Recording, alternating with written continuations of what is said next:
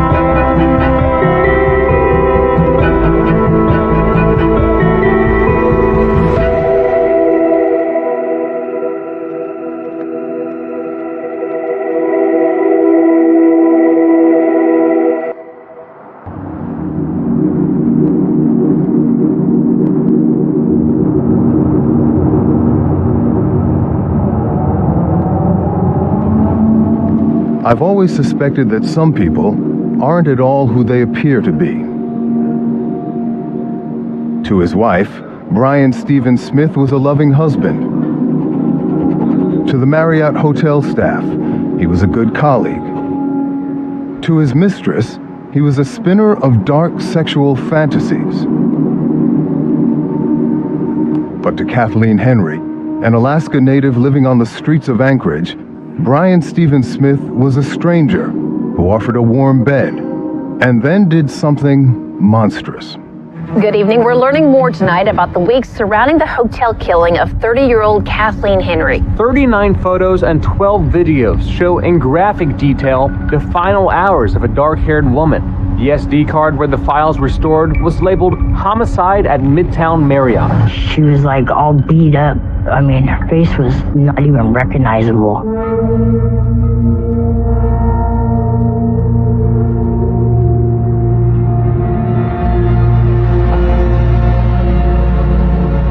Hello.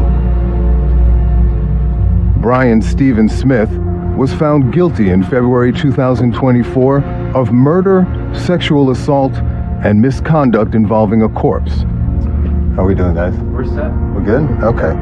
And now, for the first time, he has agreed to tell me his story and to answer for these crimes. Well, Brian, we're here because we really want to understand the mindset and motivations behind your actions in this case, okay? Tell me, why are you here today talking to us? Because you asked me to. You could have said no, but you agreed. Why? Yes, yeah. Well, I have my side of the story as well that I'd like to get out. You want to be heard. Yes, I have to get something out on my side at least. Smith's side starts when he met a woman who lived very far away from his native South Africa. You had found love late in life with an older woman, right? Stephanie. Tell me about her. Yeah, so we actually met playing a game on internet, and we became friends, and we started talking outside of the game. Mama, he's crazy, crazy over me. The folk singer from Anchorage fell hard and fast for Smith, just as his life hit rock bottom. In South Africa, things actually got to a bit of a bad point. I'd gone into a business deal that just went sour, and I lost a lot of money. And it's almost like everything just made sense. You know, just pack up and leave. You got nothing to lose here anymore. Take me back to the first time you stepped foot in this rather stunning land. What did you feel? What did you think? Well, it was amazing. It's the first time I've been out of South Africa. He's eating your plants. With camera in hand, Smith took to the Alaskan wilds and began shooting videos. This is the beaver dam. I don't know if this GoPro can pick it up, but there's a little beaver house over there. It's very similar to Africa. You've got the civilized, and then you've got the whole ethnic, rural, indigenous side of things. People that are living in an absolute, totally different world to what we live in. Are there many South Africans in the Anchorage area? I think there's 2 or 3 or 4. There might be more, but Maybe a handful. yeah. It also seems like a good place for a secret life, if that's what you're looking for. Nobody knows you. There's lots of space. One could lose themselves in kind of withdraw from the world here if one wanted to. Yes, you could. You're correct. You can go get yourself a little cabin and you never have to deal with humans again. Right. Yeah. Whether Smith was looking for a second life or a secret one in Alaska, he struggled to fit into Stephanie's world. Are you still married? I signed the divorce papers about 2 months ago. Stephanie's a very social person, and she's got groups of friends that are in theater and music. At first I thought, yes, I could do it, but then it was just too much for me. They were all trying to be nice. Right. But that did cause a bit of problem with us. Yeah. Well, but let's be frank, right? She was an older woman.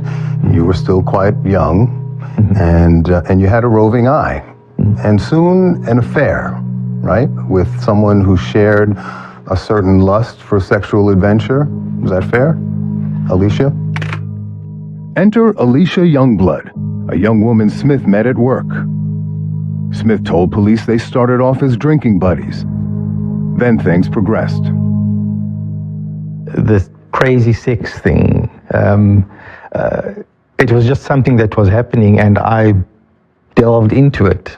It was interesting for me that I had someone that I could do something and they would respond to it. Right. Actually, I think that's what the main thing is. She was responsive to it. You say there was a bit of rough stuff, right?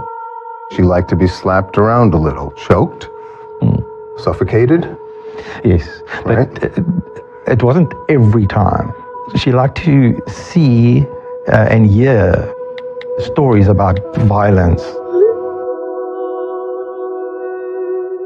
That turned her on. That's what got the engine going. And this is all illicit, which probably made it even more exciting, right? Because you were married. Well, yes. The secrecy side of it, yes. Yeah. Soon, it sounds like the two of you were trying to outdo each other and coming up with mock sexual and violent role play scenarios, right? Yes.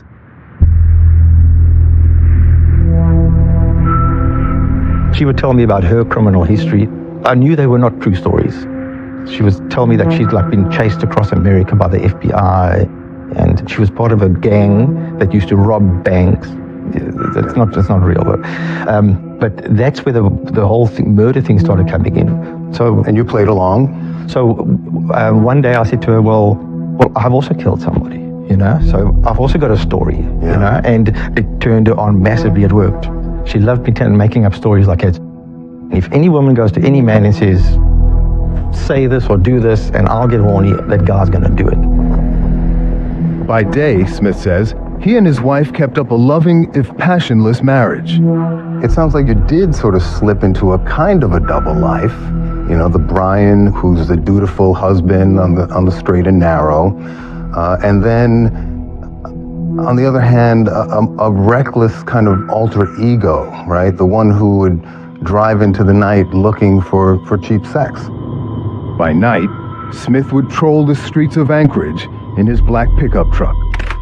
I did go out, but it wasn't for going out for sex. Basically, I was having a very stressful life, and I would drink a glass of whiskey just before bedtime. Then that would be midnight. And if that didn't knock me out, sometimes it would give me that, you get your second breath now. Get a little energy and from it. then I'd say, oh, now I need to go driving.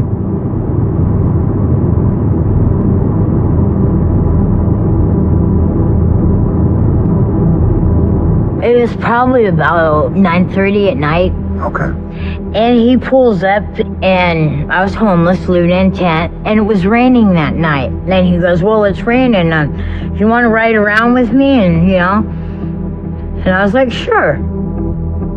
Valerie Kassler was on the street one night when Smith drove by. He told her he was looking for a certain young working girl and asked her to help. You know the streets, Yeah. and I'm sure you're a pretty good judge of character. What was your first impression? He was nice. We went everywhere. We hung out at, out at the airport and watched the planes and stuff. I was with him till about 5, 6 in the morning. All night long? Yeah. When Smith stopped at a gas station to use the ATM, Kassler found herself alone in his car. That's when I dropped my phone. In the car? In his truck, yeah. You were in the front passenger seat? Yeah. And when I reached down, I grabbed 2 phones. And you get that chill feeling, You just got a vibe from it? Yeah. A feeling? Yeah, that something was not right. With Smith still inside, Kassler pocketed his cell phone, a decision on which the entire case would hinge. I went back to my tent and I turned it on, looked to see if I recognize any phone numbers or if I recognize anybody on the pictures, and that's when I found it. You need your garbage. That's a sick mother.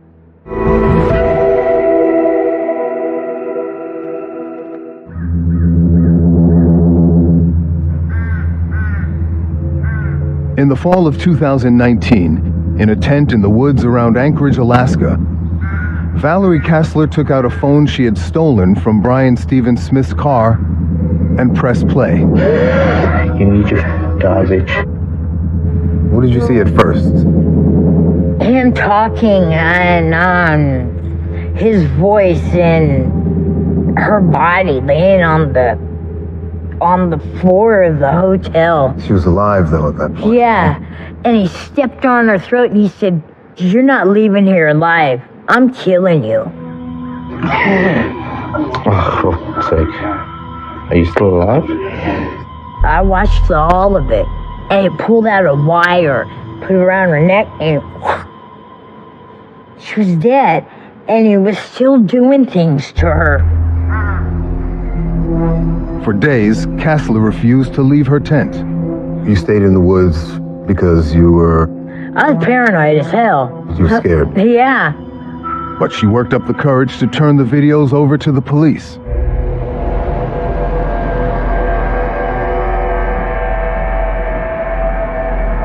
It was the hardest thing I've ever had to watch in my life, not just being as a police officer. This was the worst thing I've ever seen happen to a human being. Detective Brendan Lee had a colleague who overheard the videos and the distinctive voice. He recalled a case that he had worked that involved a male with an accent. And he gave me the name Brian Stephen Smith. Lee checked the Marriott guest list from the night of the videos, and sure enough, to see his name on there, it was kind of like like you said, like a big aha moment, like, okay, now we know who we're looking at. then, just days after police got the video, Human remains found at mile 108 of the Seward Highway a week ago belonged to a woman who had long dark hair. with a prime suspect and a body to match, the race was on to gather evidence. The FBI told us, hey, his phone is hitting off a tower near mile 108, the Seward Highway. And also, there was a timestamp on one of the images with Kathleen Joe Henry in the back of the pickup truck. And that was also like an aha moment, because his phone's hitting here at this time, this image is at this time, and it's at the location where the remains were found. Detective Lee intercepted Smith at the Anchorage airport, returning from a trip with his wife. Mr. Smith, I'm Detective Lee, the Anchorage Police Department. I just want to show you my badge, ID, so you know you're targeting. This is Detective Bell, my partner. Hi. We have some matters we wanted to clear up with you and talk to you today, so I appreciate you coming up here with these guys and talking to me. Okay. So you have the right to remain silent. Do you understand that? Yes. You have the right to talk to a lawyer and have him present with you while you're being questioned. Do you understand that? Yes. Smith tells me that afternoon the police caught him off guard. I just flown all the way from DC. Right. And you've obviously flown from lower 48. You know what it feels like now. Yeah. I flew 4 time zones across a 10-hour flight. Right. When I landed, when they stopped me, I was already, in the legal terms of the words they use, is in a weakened state of mind. When you're under investigation for serious crimes, you don't get to pick your period of rest before an interrogation. I just wanted to show you these pictures, see if they would help you kind of refresh that night. The detectives start small, without letting on how much they already know about the killer sitting in front of them. Can you tell me what's in that photo? There's somebody's feet. Okay. Yeah. I'm looking at your shoe. I mean, it looks like the shoes you're wearing right now. Yeah, it does, yeah. But what's happening when that's... What's happening is on this video, on these images, the person that's recording it is holding the recorder and is standing basically above this girl and strangling her. Okay. And so we need to talk about this. We need to get ahead of this, Mr. Smith. I don't want to act stupid, but I don't remember anything. Okay. For an hour and a half, I said, I didn't do that. Over and over and over. In ad nauseum, I said that. You're not saying that. You're saying that you can't remember. I do not remember anything like this. Honestly. That looks like a Marriott card. That looks like my truck parked over there. It is.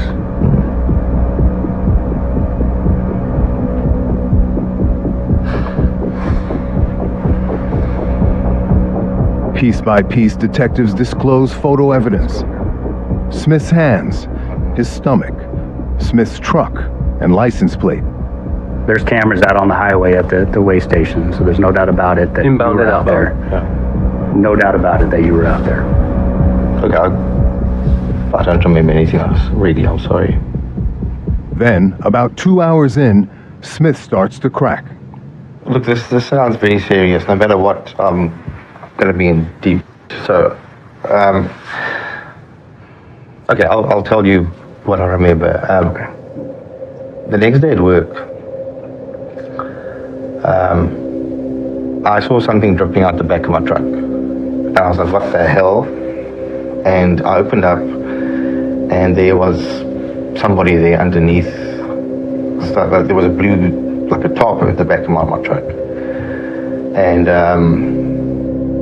the back flap doesn't really lock. I've actually put a padlock on now since then. And I saw somebody, and I was like, what the hell, what must I do? And in the one night, I thought, well, I've got to get rid of this, I can't. And I drove out, and I did. I went and dumped it. So, yeah, I did dump, but yeah. What was in the back of my truck was not Kathleen Henry. You're saying that you didn't keep the body in your truck for 2 days and then dump her on the side of the road as you recounted to police? Well, when I said to the police the body, it's because the police had told me that there was a body in the back of my truck. I did not know what was in the back of my truck. There was something... You told them that you looked under the sheet and could tell it was a body. You told them that. It was not a body. It was... I've seen a YouTube once of a bear cub that was skinned, and it looked, in my mind, X-ray vision through that. That's what that could have been. Or it was a mannequin, or like a sex doll or something. It smelled. Are you somebody who's incapable of telling the truth, Brian? The problem is when I speak the truth, people don't believe me. I think Brian Stephen Smith is a person that I'd say he's a sociopath. You know, if you looked at his life, he would just look like your normal everyday. I go to work, I come home, this is my wife, we go on vacations, and I play with drones and like to shoot guns for my hobbies. I wouldn't say split personality, but he was definitely somebody that knowingly was trying to, live two different types of lifestyles.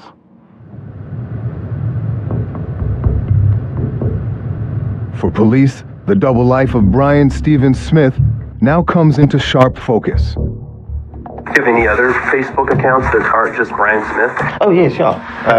I've got one called Bradley Phillips. Bradley's a real... He's like my alter ego. He's racist. He can make racist jokes and stuff like that. Smith's alter ego offers police a new strategy. Do you think good Brian wanted bad Brian to get caught? That's why somebody made it so easy for us? They urge good Brian to confess to what bad Brian has done. Right now, the good Brian, I'm assuming, is who we have here. What do you feel right now about this woman? Well, she's a pretty girl. And if she ended up like that, it's such a waste. So, knowing... Several hours in, Smith seems to sense the net tightening around him. Well, I'm sure in the back of my mind I knew that I was involved there somewhere. It's stupid to believe that someone else killed someone and puts them in the back of your truck. You knew in the back of the head, the side of your head, front of your head, you knew you had killed somebody. Yeah. I can tell you for a straight fact, I did not plan to do this. Okay. I've done it. I admit I've done that. I'll sign a piece of paper, yes, I did it. I know I did it. Yeah. Before we do that, With Smith's full-throated confession in hand, the detectives think they're done. down there first. They're with you. Just have a seat. We'll have time to get somebody. Okay. And then Smith drops the biggest bomb of the case. Are you guys in a rush to go home? Are we in a rush? Yeah. You want to talk some more? We're not in a rush. We got all night. I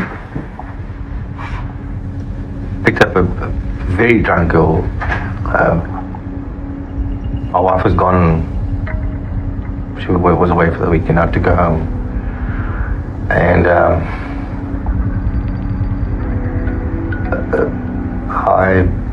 I shot her.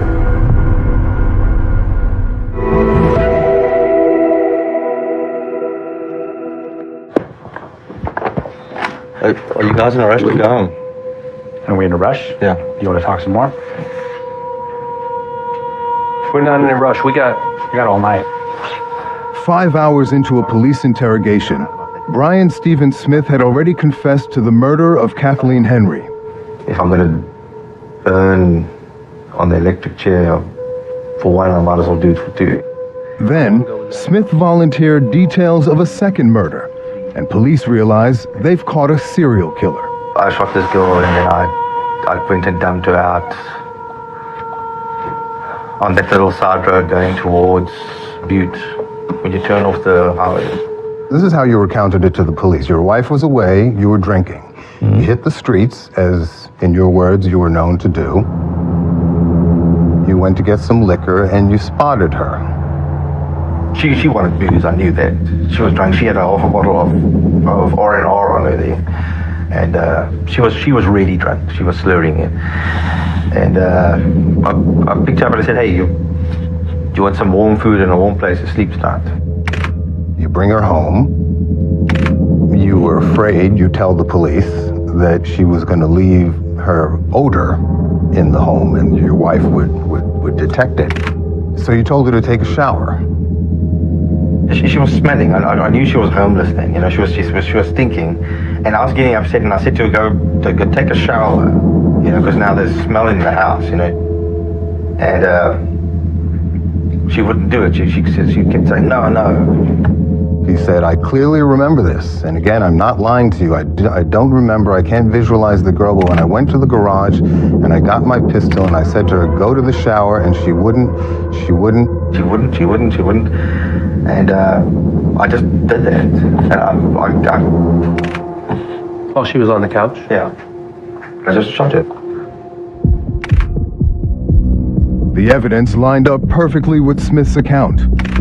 A human skull had been found 6 months earlier at the site Smith named, pierced by a bullet. Police would later find an SD card at Smith's home with a video of a woman lying naked on the floor. Forensics identified the victim as Veronica Abowchuk, another Alaska Native woman who disappeared from the streets of Anchorage.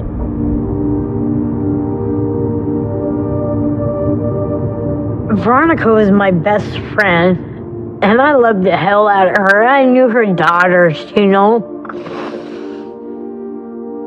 They wasn't working girls. They were just women that had drinking problems, you know. For Valerie Kassler, who uncovered evidence of Smith's hotel room murder, this second case hit even closer to home. I remember the last time I talked to her. She said she was going to the liquor store, she's gonna get a bottle. And she had to go meet up with somebody. That must have been him, because that was the last time I ever saw her. Smith's photo evidence and confession left virtually no doubt about his guilt. But today, Smith is trying to sell me a story that sounds nothing like the one he admitted to police. Tell me what happened that night that you brought Veronica Abowchuk to your house. The person that I shot was a fictitious event. It was not Veronica. Veronica, if that lady was Veronica, that woman walked out of my house, Alicia and her got in the vehicle and they drove away. Well, then that wasn't Veronica, because the person that you murdered in your home, whose forensics lines up with Veronica Abowchuk, right? She didn't walk out of your home. That was Alicia Youngblood. That wasn't Veronica. Smith now recants his detailed confession to the Abowchuk murder, and he's trying to persuade me that his confession was all based on fictional role play with his former mistress, Alicia Youngblood. The story I told them was a story that Alicia and I had made up about driving around, you meet someone and take them home, they make you angry, and you shoot them.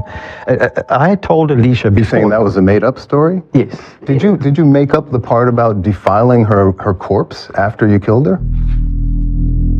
Oh no, that was Alicia and myself's story. You told the police that after murdering her, you sexually defiled her body by sticking your fingers, your hand inside of her. It sounds very much like paraphilia. Do you know that term? Paraphilia? Characterized by abnormal sexual desires, typically involving extreme or dangerous activities, sometimes intense and persistent interest in inflicting sexual violence or torture on a living person or corpse. I don't like hurting people. You don't? No. And you're telling me now that what you told the police is false, that you did not murder Veronica Abowchuk? No, you must remember that interrogation was done under duress. Well, all interrogations are arguably done under duress, but there was nothing unfair about it. And in fact, you could have stopped talking at any point. And instead, you volunteer a completely different story about an earlier crime. I was in a weakened state of mind. It made sense to me there that I need to cover all my tracks. Alicia might have told them that story, and I don't tell them and they think I'm lying. In fact, Alicia Youngblood had told police a story, in secret, on a tip line 1 year earlier. The first time that I talked to Miss Youngblood, she was nervous. You could tell that talking to her on the phone. She said Smith had showed her a video of a dead woman. He's going in her, and then he'd draw his hand out, and he's holding the GoPro, and then he'd wipe his hands on her leg. She loved this Brian Smith, but now she did not love him anymore after seeing this video. She was very adamant that she thought this video was real. The pictures are her breast, and he's grabbing them so hard that the blood is pooling. Youngblood tried to goad Smith into sharing evidence so police could arrest him. Y'all don't know what I'm doing to get this information. I'm doing all kinds of crazy sexual acts with him to get this information out of him and having to pretend to like it. She took this fantasy stories, these make-believe stories of ours, and she took it and she started bringing in real people's names. And I said to her, no. Smith was cautious not to give Youngblood any proof, and police soon dropped the case. I can't do this anymore. He's getting more wild. Alicia Youngblood left Alaska. She never got the chance to testify against Smith. We were informed that she had passed away in Oklahoma. It was most likely she took her own life. The next phase of the case is the opening statements. It wasn't until 3 years later, in February 2024, Smith would take center stage in a horror show of his own design. After this trial, you will all carry the burden of knowing. The burden of knowing that Brian Smith lived, worked, walked among us, mingling and targeting the most vulnerable among us. Smith's hour in the limelight was just beginning.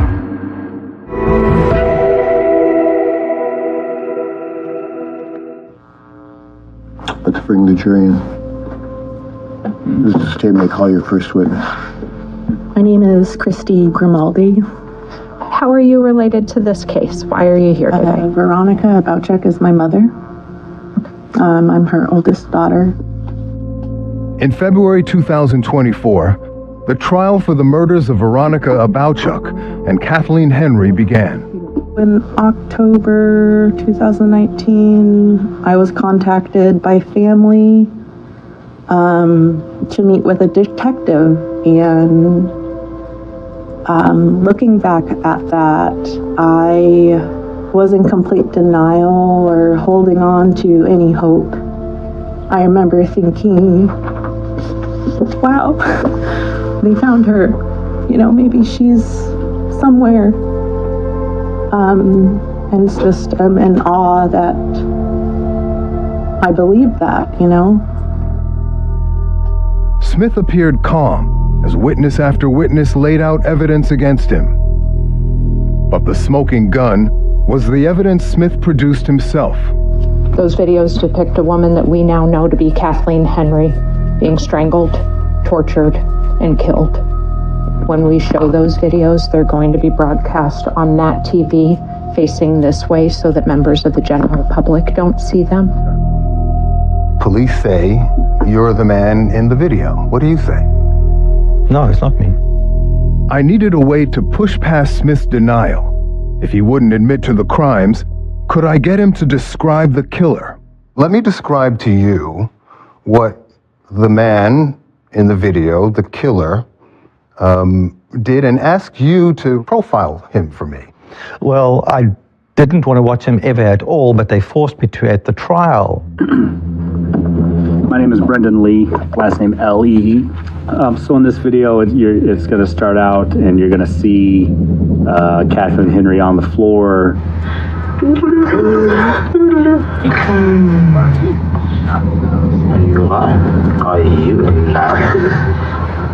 There's at one point blood coming from both sides of her mouth while the killer is sexually molesting her. What did you think when you saw that? He wasn't sexually molesting her. He was poking his fingers on her boob. Okay? Is that not sexual molestation in your mind? It depends on the woman. It depends on the situation. Well, obviously the situation was non-consensual. She's laying there dying. He's telling her he's killing her. Yeah. He stands on top of her stomach at one point. He laughs maniacally. What did you make of that?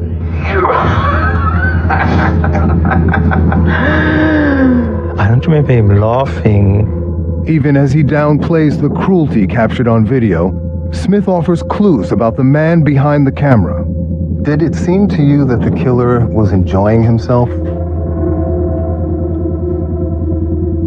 No. The guy sounded frustrated. Oh, for fuck's sake. Are you still alive? I'm so tired. The guy said that like she must hurry up. You know, she must die. She must hurry up. People need to cooperate. People need to know when they're being serial killers. The person sounded like he had lost control. Like he'd lost control. Interesting. Yeah. So that it was unplanned, maybe spontaneous? No, from the wording the guy used, it sounds like he was documenting something, so it was planned.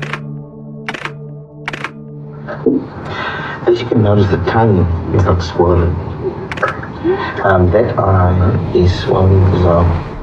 Why was he documenting? Yeah. Why would somebody do that? Well, they're obviously making money out of it, as far as Money? Yeah. Could he have been doing that to watch it back and get thrills from it? I don't know, he probably could have. If you find him, you can ask him that. The killer is giggling and laughing. Do you remember that? Probably the ugliest part was where he had his foot on her throat. What kind of man could do that? A nasty person. She's making horrific sounds with her dying breaths. Do you remember those sounds? Well, that was the first noises that came out when the first video played. They showed the girl trying to breathe. Yeah. And that's, I do not like that. Can you describe them for me and how they made you feel? I didn't like hearing it. I don't like to hear that stuff. So he has the throat. He has a string I've got. Okay, I'm going to pull the string quickly, okay? He's strangling her with a green string, straddling over her, right? You remember that? Berating her, fondling her. I'm trying to make a movie, you stupid blood-sucking. And it sounds like he's doing that for an audience. He's making a movie. He's definitely making a movie.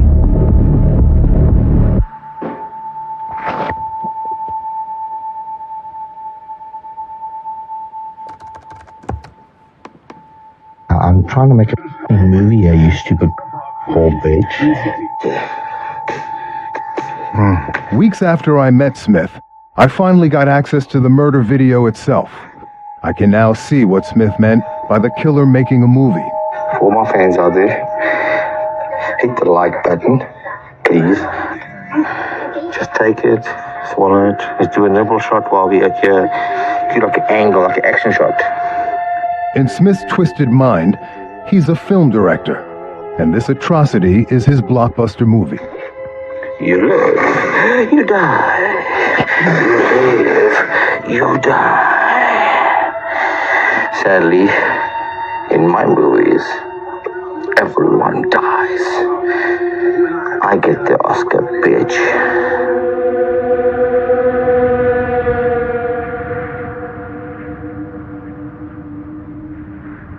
Please rise. Spirit Court resumes Secretary Arnold Captain's Doctor today. Please be seated. In the end, Smith's movie did meet its audience. Let's bring the jury in for this investigation.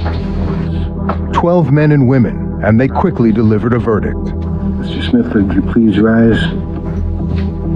I will read the forms, the verdicts. We, the jury, find the defendant, Brian Stephen Smith, guilty of murder in the first degree as charged in count 1. Guilty for the murder and sexual assault of Kathleen Henry and Veronica Abouchuk. His sentence? 226 years in prison. I can tell you as a professional journalist, the evidence against you is insurmountable. You're not getting over it.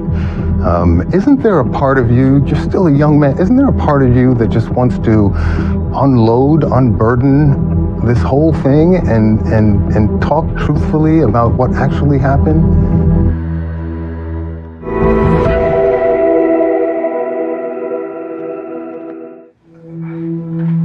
You're glad you're not going to be able to hurt anybody else? Yeah. But I was hoping that it would have just been that one. I was hoping that anger in my system would have been out. You know, I don't like to know that I've done that to someone. I don't like that. It's been 10 years since Brian Stephen Smith first left South Africa for a new adventure on the Alaskan frontier. At one point, you told the police that Alaska is the perfect place to murder someone. Yes, the people come here because they antisocial, and if you look at the distances between places, yeah, you could just go dump a body just 5 minutes out of town. Murder is the third leading cause of death among Native American women. Smith killed 2 of these vulnerable women, at least 2 that we know of. Did you engage in any sexual violence with Native South African women? No. He told me one of his victims was as young as 15, where he's from. I think 15 was the youngest.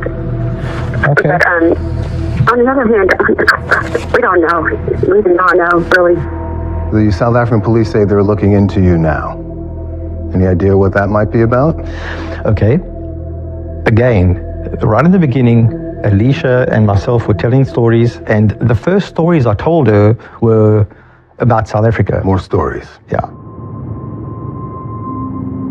If I can find any poetic justice in this tragic story, it's this. Smith landed behind bars thanks to a woman who lived on the streets with his victims. What do you think would have happened without that video?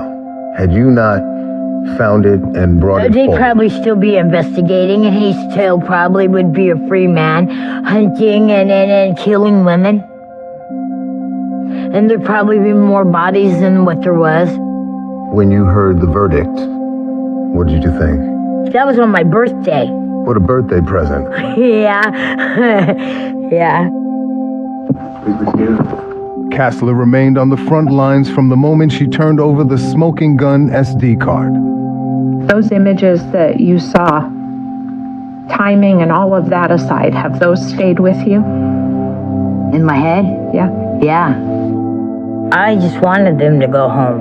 And what do you mean by that when you say you wanted them to go home? I wanted their parents, their family, to be able to mourn and,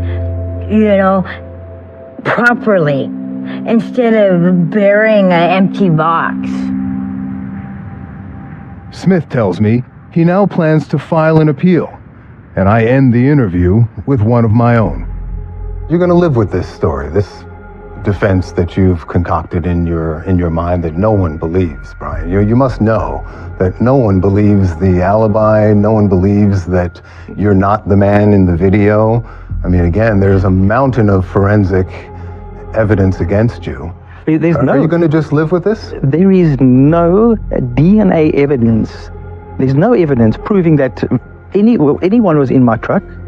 The only evidence in my truck is the evidence of my alibi. So I have 5 pages of quotes from your own lips, Brian, full of admissions and confessions and acknowledgments and appreciation for the police and self-awareness that you've gone too far and now you're in deep. Yes, that is non-confrontational de-escalation. I don't think anybody would consider that de-escalation. That sounds like a guilty man who's coming clean. In the end, Brian Smith's double life culminated in a single fate. A life sentence in an Alaskan prison. I got no one to talk to now. What's that? I've got no one to talk to now, so none of my friends will ever. Well, this is my fault. I've dug my own grave here. I did this to myself. I can't blame anybody else,